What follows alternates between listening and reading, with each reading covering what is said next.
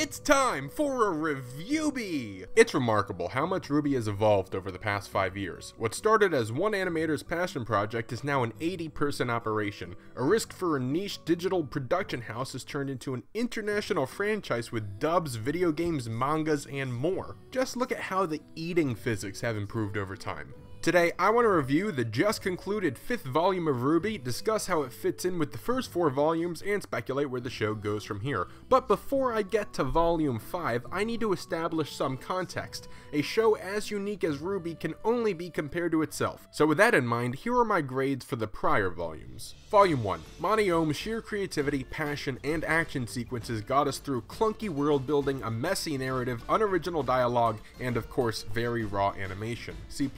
Volume 2. More focused storytelling, better character building, slightly better animation, but the overall narrative felt stagnated. A couple steps forward, but still work to go. B-. Volume 3. Despite the loss of Monty, I felt RWBY made significant strides this year. The show developed a cinematic feel with the camera work, art design, editing all making progress. The tournament arc added immediate stakes, world building started paying off, and the final 4 episodes shockingly tore down everything the show built so far. A-.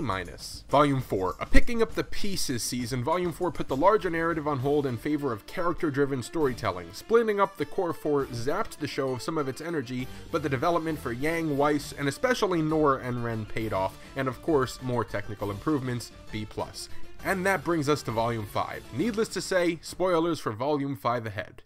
Volume 5 picks up with Crow, RWBY, and co. arriving at Haven Academy while Yang is looking for her mother, Weiss is running away from home, and Blake is dealing with White Fang nonsense. The plot moved quickly this year. It only takes 4 episodes for Yang to be reunited with both Raven, her mother, and Weiss, and another 2 episodes for Yang and Weiss to regroup with RWBY. I was expecting it to take most of the volume for all that to happen, and the information dumps early in these episodes by Lionheart, Crow, Ozpin, and Raven, while overwhelming at times, at least kept the story progressing.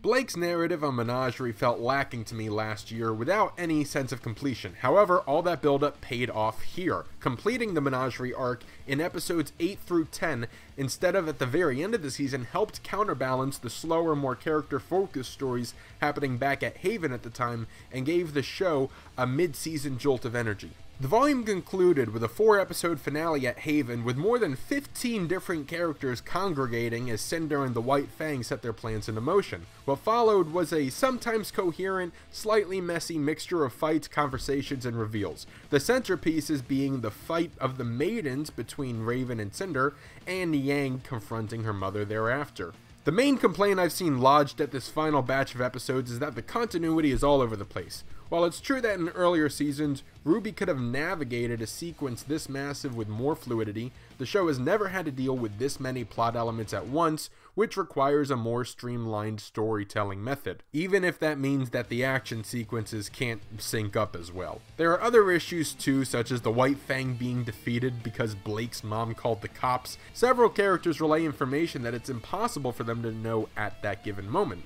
In the end, our heroes won decisively, with Cinder put on ice for now, the remaining villains running off, except for Leo, who Salem strangle-stabbed. Raven is flying off to Tai, and Oscar announced next year's destination as Atlas, which I'm sure Weiss will be happy to hear, given she just ran away. Yang keeping her new information about Raven a secret from Crow, and by extension I believe the rest of the crew, is a great way to flip her character dynamic for next volume. Let's talk about the characters of Volume 5. This year introduced 2 major players, Professor Lionheart and Vernal, the supposed Spring Maiden. Both these characters bored me. We knew a year ago that Leo had already betrayed our heroes, so while it may have been surprising to Crow, it was not surprising to the audience. Vernal, again boring, had no character whatsoever. In retrospect, it makes sense she was just a decoy, which I admit was a great twist, but still doesn't fix her character.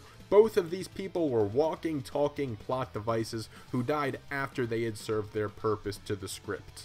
The returning newish characters fared better, with Oscar receiving the most focus. Ilya, who I couldn't care about last year, was better represented. Adam Torres was interesting to me for the first time ever, since he was finally given something to do unrelated to Blake. Shame he was neutered in the finale. Cinder came back with a vengeance after sitting out last season, and Jessica Nigri finally had some good dialogue to work with. I was actually impressed with her voice acting this year. Hazel also fascinated me, up until the point he started juicing. Finally, there's Raven Bronwyn. Yang's mom was introduced in Volume 2 and given a surprise scene with Crow in Volume 4, setting up her role this year, and she did not disappoint. With a twisted worldview, her troubled relationships with her daughter and brother, and late volume reveals about her character, all made for great storytelling. Toss in a surprisingly good voice acting turn from Hannah Hullum makes Raven a true standout this year. The action in RWBY these days is not the same as Monty's original style, which I understand has frustrated some fans, but I don't mind myself. There is a more cinematic flair to the action scenes now, which I feel makes up for the slightly less stylish choreography in recent years. And while Volume 5 did not have the most memorable action sequences, Cinder and Raven's duel was a showstopper that ranks among the best of RWBY's work to date. Although some of the post-production effects went overboard, the fight was still a magnificent display of power with the proper narrative stakes. From a technical standpoint, RWBY continued to make annual improvements in animation, cinematography, editing, art design, voice acting, script writing, and more. RWBY's budget is 3 times as large, with a crew of 4 times as large as when the show started, and it's obvious. I continue to be blown away by the show's art design, which rivals almost anything you can see on TV now, and more than makes up for RWBY's animation shortcomings. And I must apologize, because I have yet to mention composer Jeff Williams, who continues to produce better soundtracks than most actual anime. And while none of this year's songs matched last year's Bad Luck charm, the background tracks were still up to par. So where does RWBY go from here? Well, clearly Atlas is our next destination, which means a reunion with Ironwood, who I must admit I've missed, and Weiss's family, who I could do without. I expect Juan, Nora, and Ren to get their own side quests next year, while Team RWBY reconnects. I wouldn't be surprised to see the next volume be more character-heavy, like Volume 4, especially after the amount of plot covered this year. The show needs to take a deep breath and cleanly re-establish the chessboard after the somewhat messy conclusion to this volume.